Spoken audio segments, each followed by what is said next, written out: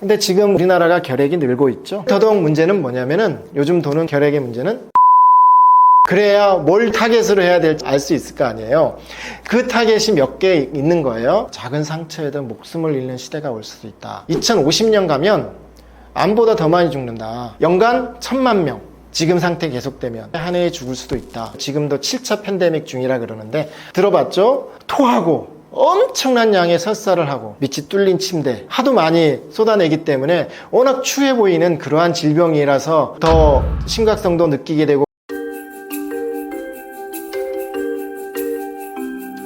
결핵도 대단히 위험하고 많은 사람들을 감염시켰고 지금도 위험한 질병이죠. 세균에 의한 것이고요. 이게 19세기 정도만 하더라도 유럽에서는 죽는 사람들이 한 7분의 1이 결핵으로 죽었다 그래요. 그만큼 위험하고 그런 질병이었죠. 상류층에서 유행했다 그러는데 사실은 그건 아니고요. 더 위험한 거는 공장 노동자들, 산업혁명 이후에 굉장히 좁은 공장에서 폐쇄된 공간에서 일하거나 빈민지역 이런 데서 더 많이 유행했죠. 근데 다른 질병은 보통 어때요? 상류층들은 별로 안 걸리잖아요. 근데 결핵은 상류층도 꽤 많이 걸렸던 질병이라는 거니까 사람들의 관심은 어디로 가요? 상류층에 더 많이 가잖아요. 그래서 그런 인식이 되었고, 또 하나는 뭐냐면은 이 질병에 대해서 좀 낭만적인 생각을 갖고 있었어요. 예술가라든지 철학자라든지 문학가라든지 이런 사람들이 걸리면 어떻게 되면 창백해지죠. 그리고 객혈을 하죠. 이게 좀 낭만적으로 생각했어요. 여자들 같은 경우에 일부러 막 치장도 하고 그랬어요. 그러니까 그런 식의 좀 낭만적인 생각을 갖고 있었기 때문에 이거는 상류층들이 좀 비싼 병이다 뭐 이런 생각을 했고, 그걸 치료하기 위해서는 또 어떤 걸 했냐면은 약이 없었을 때는 저 알프스의 다보스라고, 거기가 뭘로 유명했냐, 결핵 요양원으로 처음 유명해지기 시작. 산 중턱 아주 공기 좋고 결핵은 유행한다고 예전에는 그랬단 말이에요. 그런 질병이었기 때문에 상류층의 질병 이런 인식이 있었죠. 그러나 실제로는 노동자들, 빈민들 이런 사람들이 훨씬 더 피해가 컸죠. 그렇게 피해가 컸기 때문에 유럽에서 죽는 사람이 7분의 1이 죽었을 만큼 심각한 질병이었고 많이 퍼져 있고 뭐 이런 것이었기 때문에 이게 노벨상에도 관련이 돼요. 예를 들면 항생제를 가지고 노벨상을 받은 사람 하면 누구를 아세요? 플레밍을 하죠. 페니실린. 근데 이게 1945년도예요. 7년 후에 왁스만이라고 하는 사람이 노벨상을 받습니다. 이 사람이 뭘로 받느냐면은 스트랩토마이신이라고 하는 것을 토양 세균에서 분리를 했다고 해서 노벨상을 받아요. 물론 이게 좀 논란은 있어요. 뒤에 논란은. 불과 7년 만에 똑같은 항생제인데 왜 노벨상을 줬냐? 이게 결핵 치료제였던 거예요. 결핵을 최초로 치료할 수 있는 항생제였기 때문에 줬어요. 가장 비창의적인 연구 방식으로 연구를 한 사람한테 준 노벨상이라 그래요. 근데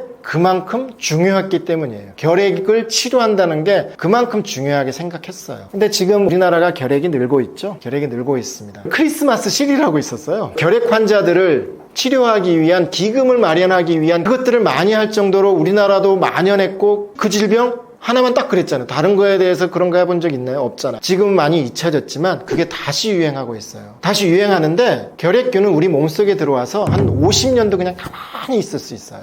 그러다가 면역력이 떨어지면 뛰쳐나와요. 뛰쳐나와서 발병을 하는 그런 질병이에요. 뉴스를 가만히 보면 고3 학생들이 많이 걸린다는 얘기가 나와요. 왜 그러겠어요? 그렇죠. 그럼 면역력이 떨어지면 그런 거예요. 영양 상태가 안 좋은 사람들도 그렇고, 더더욱 문제는 뭐냐면은 요즘 도는 결핵의 문제는 항생제 내성이에요. 한 2가지, 3가지 정도의 내성이면은 다제 내성이라 그러는데, 그런 항생제 내성에 걸리는 경우가 많고 치료 기간이 워낙 길어요. 얘네들이 세균이 워낙 늦게 자라는 속도가 느리기 때문에 치료 속도도 오래 걸리는데 어느 정도 괜찮아졌다 약을 안 먹고 하면은 다시 발병하고 이런 것들이 반복되기 때문에 치료가 쉽지도 않고, 그래서 늘고 있다. 조심해야 되고, 백신도 BCG를 맞잖아요. 불주사에. 요즘은 아니죠. 불주사가 아니라 이렇게 흔적이 안 남는 그런 주사를 맞긴 하지만 그 주사의 효력에 대해서도 의심을 하고 있기 때문에 더 좋은 백신을 만들기 위한 노력도 지금 하고 있습니다. 항생제가 맨 처음 우리한테 온 거는 페니실린이라 그러죠. 페니실린은 어디서 왔죠? 푸른 곰팡이가 만들어내는 물질이죠. 푸른 곰팡이가 원래는 토양 세균이에요. 토양 곰팡이죠. 그리고 우리가 지금 현재 쓰는 많은 항생제들이 요즘은 화학적으로 만들어내곤 하지만은 처음에 개발된 많은 항생제들이 토양 세균이나 토양 곰팡이에서 온 것들이에요. 얘네들이 원래부터 가지고 있던 그런 물질이에요. 세균하고 싸우는데 쓰는 물질이 항생제라고 하는 물질입니다. 항생제가 작용하는 메커니즘은 세균의 특성을 공격해야죠. 사람한테는 부작용이 없어야 되잖아요. 그럼 어떻게 해야 돼요? 세균하고 사람이 세포가 다른 점을 열심히 연구해야 되죠. 그래야 뭘 타겟으로 해야 될지 알 수 있을 거 아니에요. 그 타겟이 몇 개 있는 거예요. 세포벽이라든지. 사람 세포는 세포벽이 없거든요. 세균은 있어요. 그럼 세포벽을 만들지 못하게 하면 얘는 죽겠죠. DNA를 만들거나 RNA를 만들어야 되는데 이거에 쓰는 효소가 달라요. 그래서 그거를 공격하거나 단백질을 만드는 기관을 뭐라 그러냐면 리보솜이라 그런단 말이에요. 그럼 사람이 갖고 있는 리보솜과 세균이 갖고 있는 리보솜의 구조라든지 이런 게 달라요. 그러니까 고기를 공격하거나 아니면 사람은 없는데 세균만 가지고 있는 살아가려면 생합성 과정들이 있어요. 그거를 공격하거나 뭐 이렇게 되는 게 항생제가 세균을 죽이는 메커니즘이 되는 거예요. 찾아보면 뉴스에 나옵니다. 항생제가 듣지 않고 작은 상처에도 목숨을 잃는 시대가 올 수도 있다. 항생제 내성 세균을 연구하면 임상에 쓰는 모든 항생제의 내성인 세균을 종종 발견을 해요. 이 환자는 도대체 어떻게 치료를 해야 되지? 의문이 될 수밖에 없죠. 이 환자는 여러 개를 때려 붓거나 운에 맡겨서 이럴 수밖에 없는 상황이 아닌가, 그렇게 된다는 얘기가 되거든요. 영국에서 그 총리실 산하에서 특별 팀을 만들어서 감염을 연구하거나 세균을 연구하는 사람이 아니라 경제학을 연구하는 사람을 대표로 해가지고 태스크포스 팀을 만들어서 조사를 한 적이 있어요. 지금 항생제 내성 문제가 이대로 가면 도대체 어떠한 결과로 올 것인지를 조사한 적이 있어요. 2050년 가면 암보다 더 많이 죽는다. 세균 때문이 아니라 세균의 항생제 내성 때문에 연간 1000만 명, 지금 상태 계속되면 서울시 인구가 항생제 내성 때문에 한 해에 죽을 수도 있다. 이게 그냥 연구비 더 많이 타기 위한 그러한 협박조가 아니라 경제학을 연구한 사람이 조사한 결과가 그래요. 그때는 센세이션을 했지만은 그 당시뿐이었긴 했죠. 그렇게 해서 오락 버바마라든지 이런 사람들이 이거에 집중 투자를 하겠다 그래서 항생제 내성률이 조금씩이나마 줄고 있었어요. 코로나19에 다시 늘었어요. 왜?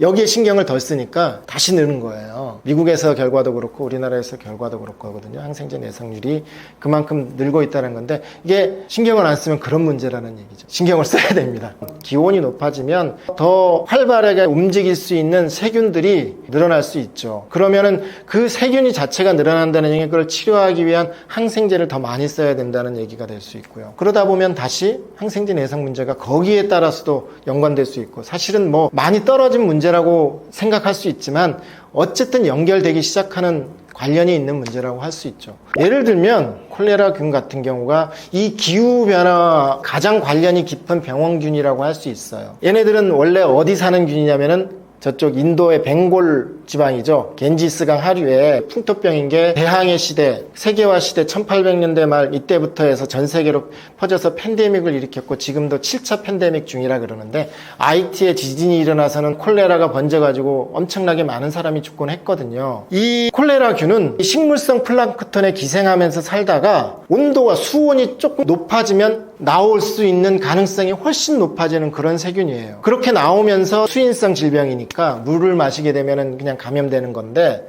기후변화와 기후가 조금만 올라가면은 훨씬 더 많은 감염자들이 생기는 콜레라라고 하는 게 그러한 질병이고, 지금도 이게 7차 팬데믹 중이라고 연구자들은 그렇게 인정을 하고 있어요. 물론 우리나라는 외국에서 들어오는 사람들이 갖고 들어오는 경우가 가끔 있을 뿐이긴 하지만 저쪽 제3세계라 그러죠. 동남아시아라든지 인도라든지 이런 데는 아직도 돌고 있는 그런 질병도 있고, 그게 기후변화와도 밀접한 연관이 있죠. 그럼요. 예, 세균이니까. 콜레라는 증상이 어때요? 들어봤죠? 토하고 엄청난 양의 설사를 하고, 많은 사람들이 막 콜레라에서 걸린 병동을 보면은 밑이 뚫린 침대 하도 많이 쏟아내기 때문에 워낙 추해 보이는 그러한 질병이라서 더 심각성도 느끼게 되고, 이 경우는 뭐냐면 너무 많은 수분을 뺏기니까 항생제로 치료할 수도 있지만 더 중요한 치료는 뭐냐면은 수분 보충이에요. 전해질 수분 보충. 이온 음료. 이거를 먹이는 거예요. 전해질의 그 이제 불균형 때문에 엄청난 설사를 하고 사람이 죽게 되는데, 그거를 보충하는 게 제1 치료제라고 합니다. 물론 세균을 없애기 위해서는 물론 항생제가 있어야 하긴 하겠지만은 요즘 무슨 문제를 얘기를 해요? 항생제 내성 문제를 많이 얘기하죠. 내성은 어떻게 생길까? 뭐 이렇게 생각할 거 아니에요. 왜 그 항생제를 썼는데 세균이 안 죽지? 세균도 살아야 할 거 아니에요. 쥐들도. 우리 집에 도둑이 든다, 강도가 든다고 생각하면 우리가 뭘 해야 될까를 생각해보면 조금 이해가 갈 거예요. 첫 번째 뭐 해야겠어요? 들어오지 못하게 해야겠죠. 들어오는 문을 잠그고, 세균도 세포로 들어오려면 그냥 들어오는 게 아니라 어떤 물질을 통해서 들어와야 돼요. 그걸 막는 거죠. 두 번째는 들어오는 놈을 쫓아내야 되죠. 세균은 펌프를 갖고 있어요. 원래 다른 해로운 물질이 들어오면 얘네들도 살기 위해서 펌핑을 해야 될 거 아니에요. 그걸 항생제에 대해서 하는 거예요. 그 다음에는 잘 숨기거나 이러면 될 거 아니에요. 타겟을 하는 DNA라든지 단백질에 변이가 생기면 결합을 못하면은 세균이 살겠죠. 그리고 마지막은 몽둥이 들고 싸우는 거죠. 그렇죠? 박살을 내는 거죠. 세균도 항생제를 분해하는 효소, 항생제를 변화시키는 효소를 만들어내는 거예요. 그렇게 해서 항생제를 부셔버려요. 그러면은 애들이 살죠. 그런 메커니즘으로 항생제 내성이 생겨요. 항생제 내성과 관련해서 큰 문제는 뭐냐면 약이 잘 안 만들어져요, 요즘에. 항생제가. 왜? 첫 번째, 내성이 이렇게 잘 생기는데, 만들면 내성이 생기는데 돈이 많이 들어요. 임상 연구를 해야 되고, 그동안 많이 만들었는데 타겟이 거의 없어졌죠. 연구를 그동안 많이 했고 타겟들이 있었는데 그 타겟들이 이제 별로 없는 거죠. 그리고 돈이 안 된다고 생각을 해요. 어떻게 생각하면은 좀 그런데 이게 좀 오해를 살 수도 있는 건데, 고혈압약이나 당뇨약이나 이건 어때요? 한 번 처방 평생 먹죠? 뭐 그러지 않아도 된다고 그러지만 거의 평생 먹죠. 한 번 처방한 건 그건 먹어요. 그러면 한 번 마케팅을 하거나 잘 만들면은 평생 가는 거예요. 제약회사에는 계속 돈이 들어오죠. 항생제는 한 번 써서 고치면 어때요? 일주일, 2주일에서 잘 고쳤어요. 훌륭한 약이죠. 그 다음에는 그게 필요 없죠. 그런 차원에서는 좀 불리한 거예요. 근데 이게 문제가 되잖아요. 바로바로 우리가 감염돼서 죽을 수도 있는 문제니까. 근데 해야 되니까 지원도 필요한 거죠. 그렇죠? 이게 더더욱이나 정부 지원이나 보조 같은 것들이 개발하는데 필요한 것이고, 그래서 큰 회사들은 자꾸 그거를 줄이려고 그래요. 오히려 작은 어떤 중소회사들에서 틈새로 연구를 하긴 하는데 그것들에 대한 지원이 더 커져야 한다고 생각을 해요, 저는. 인류가 최초로 근절시킨 질병이죠. 있긴 있죠. 두 군데 있다 그래요. 미국에 있고 러시아에 있다 그래요. 꽁꽁 싸매서 나오지 못하게 연구소에 보관하고 있다. 어떤 과학자들은 그것도 없애라, 괜히 남겨둬서 어떻게 할 거냐, 없애자, 이런 사람도 있고, 그래도 혹시 모른다, 우리 나중에 문제 생기면 그거 갖고 연구를 해야 되지 않냐 해서 그래도 남겨둬야 한다, 이렇게 생각하는 사람도 있고. 그래서 아직은 그 두 개. 천연두는 바이러스예요. 바이러스의 유전체 염기 서열들을 다 알아요. 다 알면 어떻게 되느냐면 그거를 인공적으로 다 만들 수가 있어요. 킬지도 않은데. 그렇게 생각하면 아직은 그까지 안 갔지만 어떤 위험성도 있단 말이에요. 그냥 없앤다는 게 진짜 없애는 거는 아닐 수도 있겠다, 이런 생각을 해요. 그 두 개를 어떤 나쁜 마음을 가진 사람이 혹은 무슨 사고가 내서